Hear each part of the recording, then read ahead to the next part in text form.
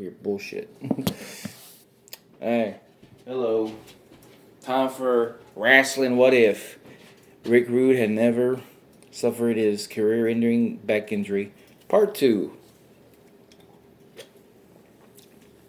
Sponsored by Big Red. Not true, but Big Red, I like your sodas. Sponsor me, why don't you? And I decided to go back to the old aesthetic. I didn't really dig the other one. Maybe we try. Oh, let's try something a little different. Try a new aesthetic.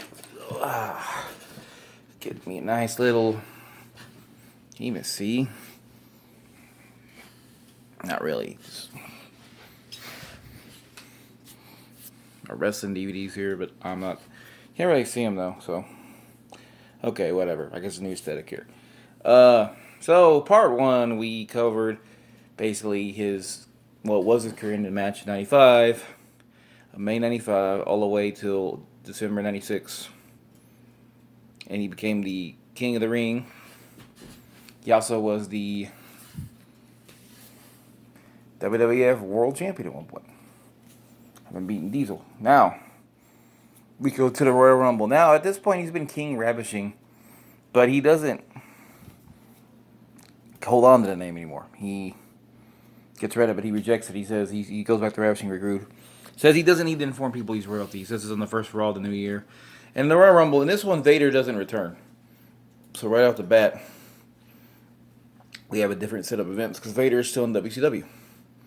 Now, Rick Rude doesn't win the Royal Rumble. He does okay in it, but it's eventually won by Shawn Michaels, just like real life. There's a 6-man tag at the next In Your House with him, Owen, and Bulldog, basically, teaming up against Ahmed Johnson, Jake the Snake Roberts, and Yokozuna, who is still actually kicked out of here because he accidentally eliminates British Bulldog. So that still happens.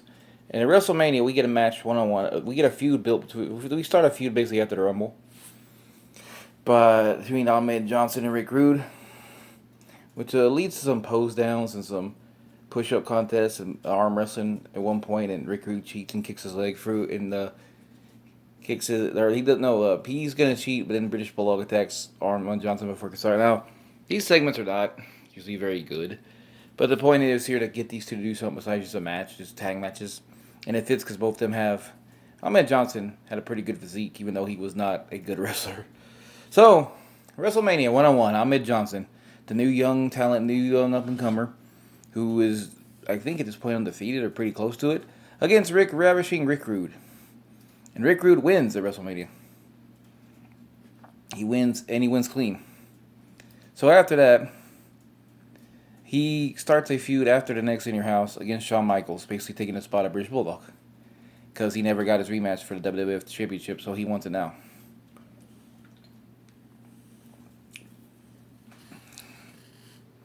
Actually, let me change. Yokozuna was still in the...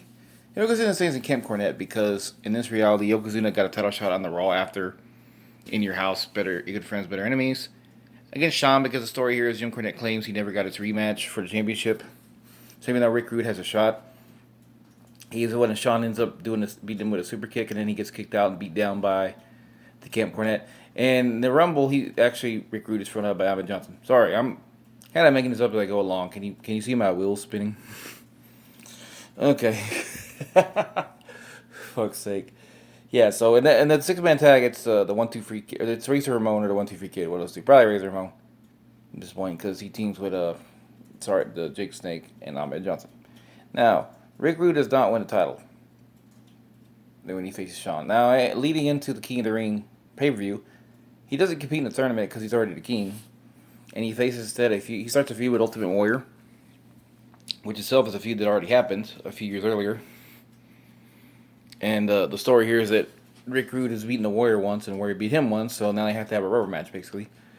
And because this is Ultimate Warrior's last appearance ever in WWF until he goes in the Hall of Fame, and I'm assuming things are going to be the same with Warrior because nothing's really changed here. Like, he's still kind of the same Warrior at this point and the stuff with the comics and all that. He defeats the Ultimate Warrior. Also clean. Because why not? Let him beat the Warrior. And then we get the 6-man tag main event. We do still get that at next pay-per-view now. It doesn't have Vader.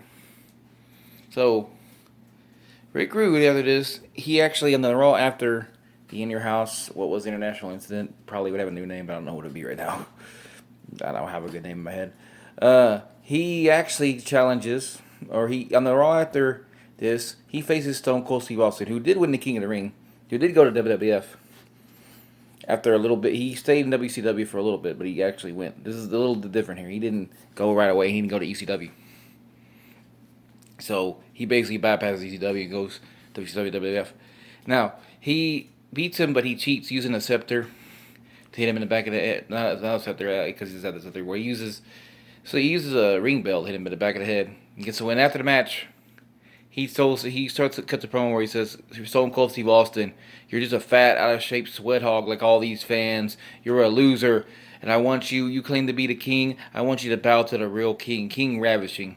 So he doesn't go back to use his name, but this is a way for him to belittle Stone Cold and also turn his face. So he tells Stone Cold to kneel before his feet. And Stone Cold briefly acts like he's thinking about it, but then he hits him with the first ever Stone Cold Stunner. Kick to the gut, stunner. And then that leads to the feud at SummerSlam. On the card, not on the kickoff. And Stone Cold Steve Austin beats Ravishing Rick Rude. The biggest win of his career, well, since King of the Ring at least. And at the same SummerSlam, instead of doing the Mankind and Shawn Michaels match at Mind Games, I would actually do it here in the Boiler Room Brawl. Save it for Mind Games, baby. Then Undertaker could face someone else, maybe Owen Hart. Because we don't have Vader. If you're curious, this is a way to kind of course correct around that. And at this point, Rick Rude has been wrestling for a while for WWF. And so he regulates himself to more of a tag team role now, teaming with the British Bulldog. Kind of similar to what he did in WCW with Vader, Pain and Gain. And they end up winning the tag team titles. I don't have a clever name for these two. Just the two dudes kicking ass or something. And pretty much that's what he does the rest of the year. He holds tag team titles. Then at the beginning of '97, he loses them. He drops them to the returning Legion of Doom. In Chicago, at WrestleMania 13 in Chicago, we get Bulldog and Ravishing Rick Rude versus Legion of Doom, with Bulldog and Rude losing. And after this, we don't see Rick Rude for a while. He takes some time off, although he does work house shows. This is basically to give him kind of a character reset. Because at this point, and Camp Cornette by this point is basically broken up anyway. Owen and Bulldog are still a team, but Cornette doesn't really show up with him. And so he shows up a few months later, the same way he did in real life, in Shawn Michaels' corner now with his hair shorter, his hair cut. And he is the insurance policy of Shawn Michaels. And this is the beginning of the Generation X. And we basically do the same thing we do in real life, except now Rude can actually wrestle with DX. And also, because DX is feuding with the Hart Foundation, you can make some matches between former members of his own faction. So Rude and the Bulldog, Rude and Owen Hart, those would be delightful. And we actually get at the pay-per-view, the Bad Blood. I was going to say No Mercy. Bad Blood, British Bulldog versus Rick Rude. Basically just that kind of little cross-section of the feud between these two former partners, Clyde. Rude gets the win. But by cheating. Because why not? So, and then after this, though, we still get the infamous moment where he appears on Raw and Nitro at the same time. He shows up on Nitro and joins the NWO and Kurt Hennig. Kind of going full circle, kind of spinning around. He went from WCW to WWF. Now he's going back to WCW, well, in WO. Whoa. By this point, it's about December 97. And Rick Rude, he's starting to feel his career is winding down, but he wants to have one last run. He wants to do a couple fun things. So him and Kurt Hennig form a temporary tag team called Perfectly Ravishing, which I think would clear illegally, but who knows. But this is my booking. And if it doesn't, we'll just say WCW paid a shit ton of money to WWF. Who cares? Fuck it. Fuck it. So, anyway, Perfectly Ravishing at the sold out pay-per-view event, they win the tag team titles from the Steiner brothers, who just won them back from Hall and Nash, the Outsiders. And this is kind of the beginning of a new tag team era in WCW. So you start building up some new teams. Will Harlem Heat briefly reunite and start a feud with Perfectly Ravishing, but other than that, we start some Uh, Juventud and Psychosis. I think he temporary were temporary teams where they make a permanent tag team now. And I think who's in WCW at this point. Benoit and Malenko, who at this point kind of weren't doing a whole lot, except Malenko was free with Jericho. They form a tag team. They made one later anyway, so this is the real thing. We get a lot of matches between them.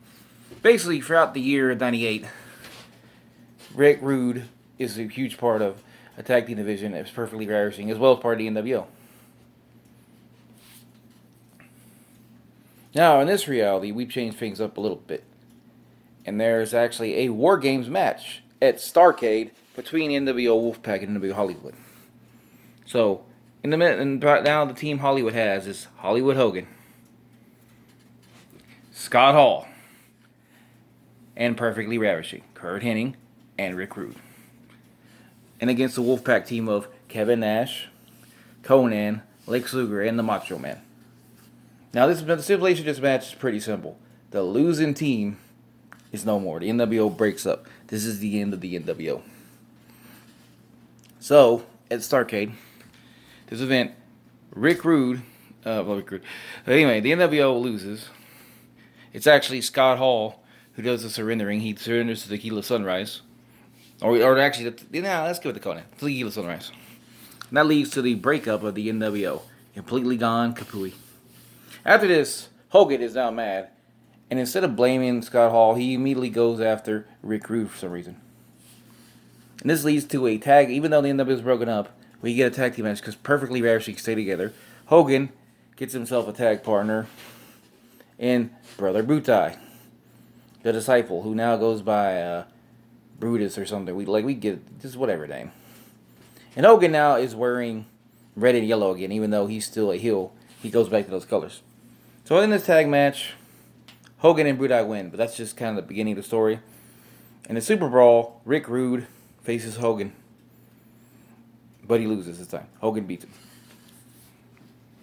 And after this, if you remember, they had their brief feud before. Although I don't think he never faced Rude. I don't even remember my own fucking book. Holy shit. This is how, wish off for Vince McMahon feels sometimes. I don't know. Anyway, after this match, Rick Rude basically starts planning his retirement. And the way he has it planned is that, now in real life, I believe he passed away in May of '99. Now, I'm going to change things up a little bit. I don't know if he would pass away in the scenario. I don't know the whole story there.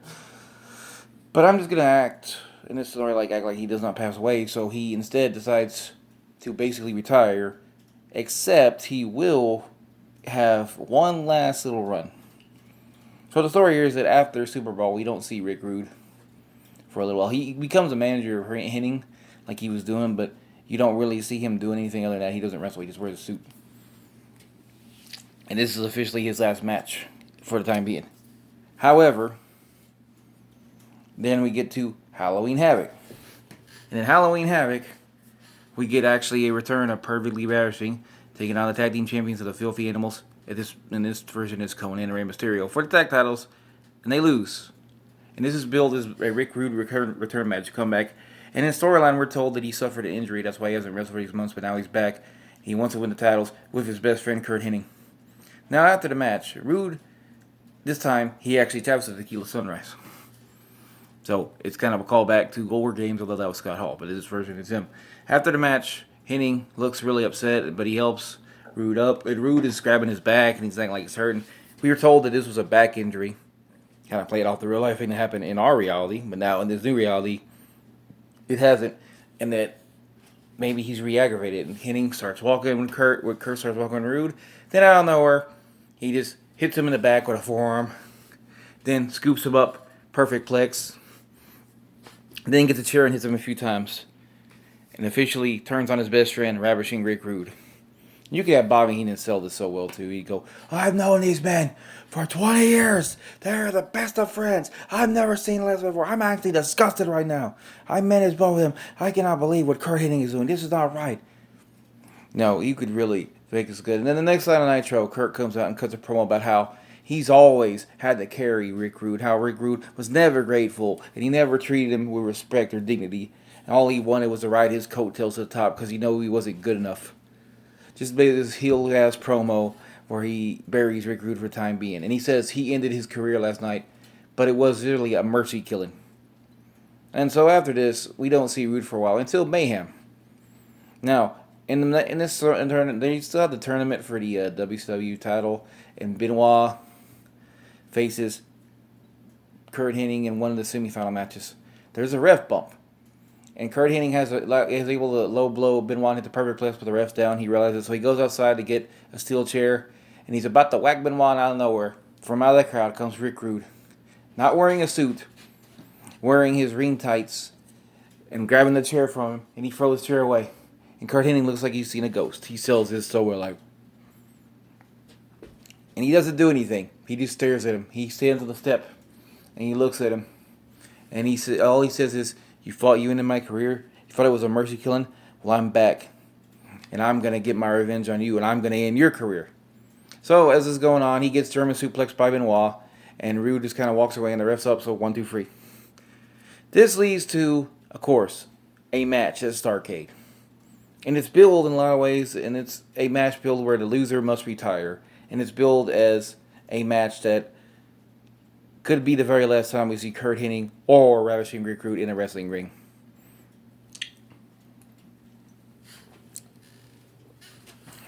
So, the match happens, and in the end, Hennig gets a perfect plex, the Hennig plex, whatever, on Rude, getting the win, 1, 2, 3. Meaning Rude has to retire. In this reality, Rude actually planned his way. He wanted to put over his best friend or his good friend, and he felt, after all he's done, this was a fitting end. It fit him well, and it told a great story. So then he leaves, and we don't really see him for a while. Except he does make some sporadic appearances here and there. I'm not going to go around TNA or anything, but maybe he showed up there. Maybe he was part of the thing with Kurt Hennig. We don't know. Leave that for somebody else. But there is one I want to mention. So, nearly a decade later, I believe at this point he would be nearly 50, or in his early 50s. In Madison Square Garden, in the Royal Rumble, we hear the music of and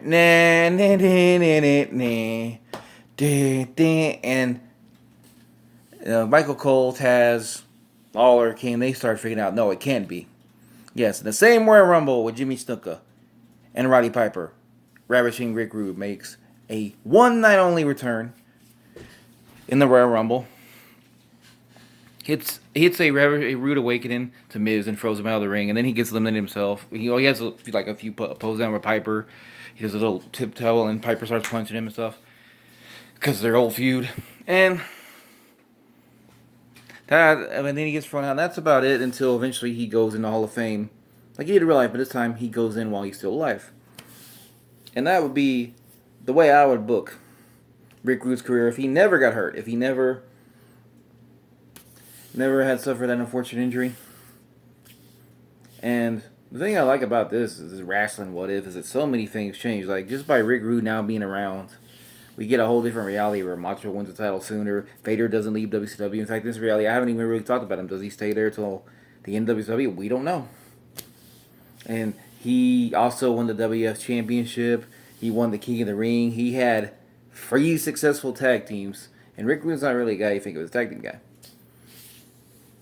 So, I kind of find that fascinating and fun because such a little departure here, if you will.